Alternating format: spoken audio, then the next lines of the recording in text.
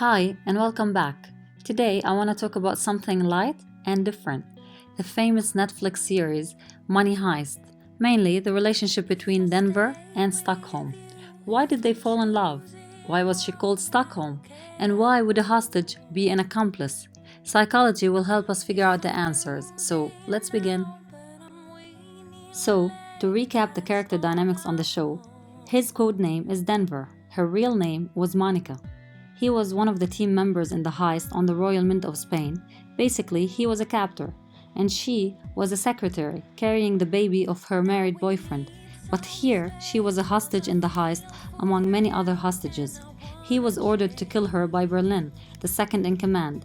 That is why he escorted her to a room to do so. She felt the risk and the danger of what was waiting for her in that room. So, like any other victim in her place, she begged and pleaded for him to save her life. So how did she go from Monica, the hostage begging Denver, her captor, to save her life, to Stockholm, who fell in love with her captor and joined the heist as a team member? First, let's explain why she was called Stockholm. It's because of the condition Stockholm Syndrome, which is a phrase coined by a Swedish psychiatrist in which hostages develop a psychological alliance, attachment, or even love with their captors during captivity. The term was first used by the media in 1973 when 4 hostages were taken during a bank robbery in Stockholm. After being released, the hostages defended their captors and would not agree to testify in court against them. So how does Stockholm Syndrome develop? The captors make the victims believe that there is a risk for their life, putting them in a helpless, powerless, and submissive state. Then when the captors perform acts of kindness or fail to harm the victims, they would appear merciful, so victims start developing sympathetic feelings towards their captives. This syndrome states that even though emotional bonds may be formed between the two during intimate time together, these emotions are generally considered irrational in light of the danger endured by the victims. That's why it may seem paradoxical, because the victims feel sympathetic towards the captors as opposed to the fear felt by the public. Another real-life case is that of the heiress Patty Hearst, who was kidnapped by a group called SLA.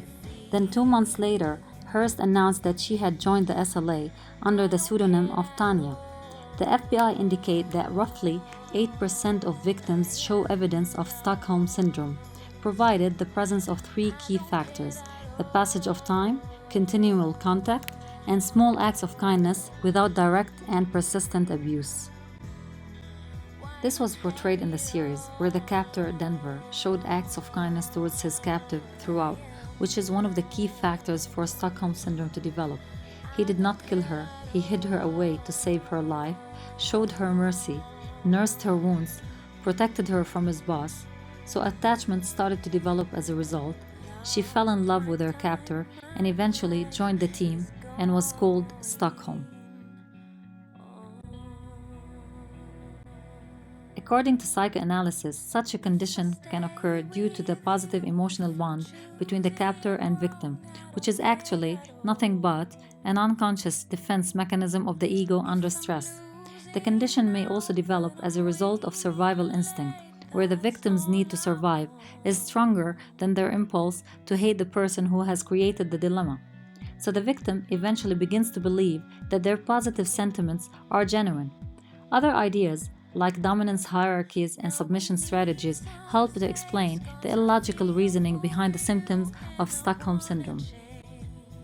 Some go as far as to say that this capture bonding psychological response exhibited by real cases or fictional characters is not only an ego defense, but also an adaptive trait that promotes survival in times of war and strife.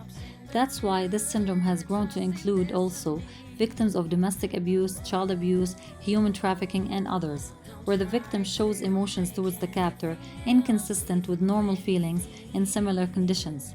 Women are believed to be more prone to developing this condition. As for recovering from Stockholm Syndrome, that should involve psychological counseling, in which the patient is helped to realize that their actions and feelings stemmed from inherent human survival techniques. Please subscribe to our YouTube channel if you'd like to learn more about psychological information relative to current events, You can also find in our YouTube channel other awareness videos relating to parenting, relationships, and mental health in general.